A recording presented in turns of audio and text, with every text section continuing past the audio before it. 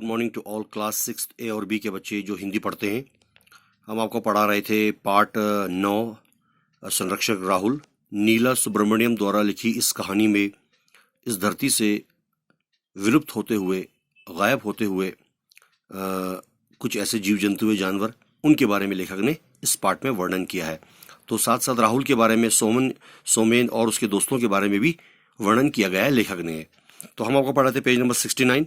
अब आज हम आपको पढ़ाएंगे पेज नंबर 70 का थोड़ा सा भाग रहा हुआ, यानी कि भाग 3। यहां तक हमने आपको पढ़ाया था। हम अपने बगीचे के गड्ढे में इन अंडों को दबाकर वापस आते हैं। रीमा, तुम तब तक यहीं रुको, राहुल जल्दी से बोला और वो तीनों वहां से निकल पड़े। राहुल ने कहा, अरे रीमा, तुम यहीं तक बैठो, तुम हमारे यहीं पर इंतजार करो, हम इन गड्ढों को अपने बगीचे में दबाकर आते हैं।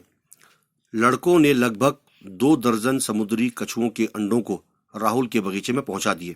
यानी राहुल के साथ जो उसके दोस्त थे, सोमेन वगैरह, उन्होंने तकरीबन 2 दर्जन जो अंडे उन्होंने दिए थे वहां पर समुद्र किनारे, उन गड्ढों से निकालकर राहुल और उसके दोस्तों ने उसके बगीचे में पहुंचा दिए।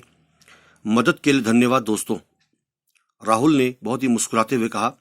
तुमने जो मेरी मदद की है, सहायता के लिए, इसके तुम्हें बहुत बहुत धन्यवाद।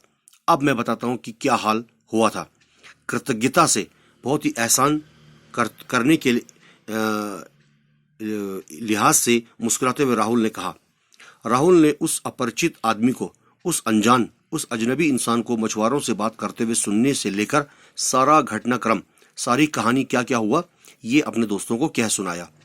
मुझे बताओ सोमेन, वे समुद्री कछुओं को क्यों पकड़ना चाहते हैं? रीमा ने पूछा। सोमेन, ये तो बताओ, उन समुद्री कछुओं को वो लोग क्यों पकड़ना चाहते हैं? उनके मांस और चर्बी के लिए। यही कारण है कि समुद्री कछुओं की जाति विलुप्त होने का खतरा बढ़ गया है। सोमेन ने बताया कि भाई वो लोग जो है इन कछुओं को उनके मांस, मीट और उनकी चर्बी के लिए, उनको बेचने के लिए पकड़ रहे हैं। सोमेन ने बताया, समुद्री कछुओं के खोल से आभूषण बनाए जाते हैं। जो कछुए होते हैं, उनका जो ऊपर का जो शरीर होता है बहुत ही सख्त और बहुत ही सॉलिड होता है, वो बहुत ही मजबूत होता है, जिनको युद्ध में ढाल के रूप में इस्तेमाल करते हैं, एक ढाल बनाकर आगे से, ठीक है।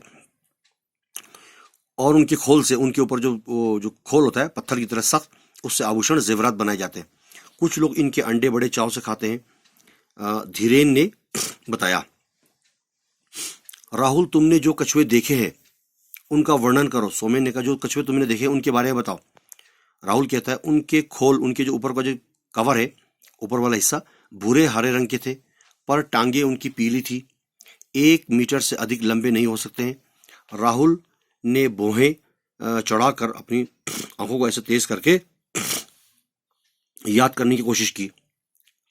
तुमने ऑलिव रिडले देखे होंगे, वो मछुआरे जो है सही कह रहे थे, जल्दी इनसे बच्चे निकलेंगे।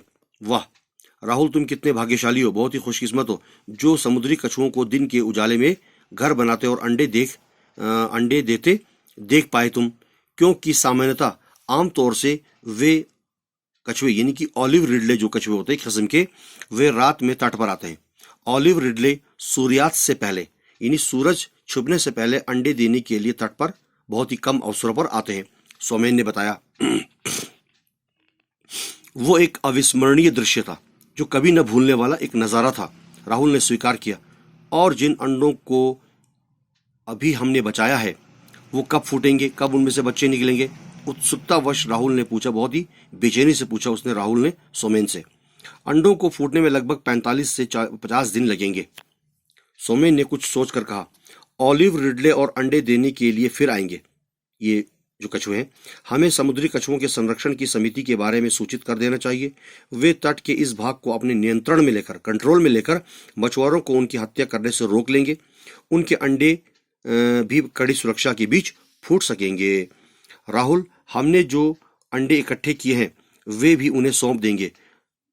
माँ को पूरे बगीचे में 250 नन्हे समुद्री कछुए रेंगते हुए नहीं भाएंगे।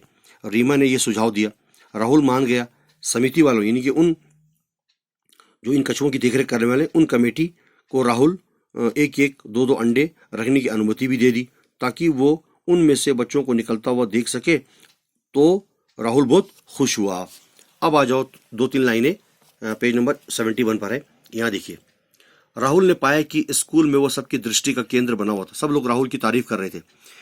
स्पष्ट था कि सोमेन और धीरेन ने अपने दोस्तों को उन संरक्षण, उन अच्छे कार्यों के बारे में भी बता दिया। राहुल बड़ा प्रसन्न था, बहुत खुश था। लगभग 45 दिन के बाद अंडे फूटे, उनमें से बच्चे बाहर आए। राहुल, रीमा और उसके मित्र, उनके सारे दोस्त शिशु कछुओं को, उन छोटे कछुओं के बच्चों को ले जाकर तट पर ले गए और उन्हें तैर कर दूर चले जाने के लिए मुक्त कर दिया, ताकि वो कछुओं के बच्चे जो है उस समुद्र में चले जाएं। तो ये कहानी थी नीला सुब्रमण्यम द्वारा लिखी गई। तो इनके शब्द प्रश्नोत्तर हम आपको अगले भाग में देंगे, तो इनको आप पढ़ते रहेंगे, समझते भी रहेंगे। बहुत बहुत धन्यवाद।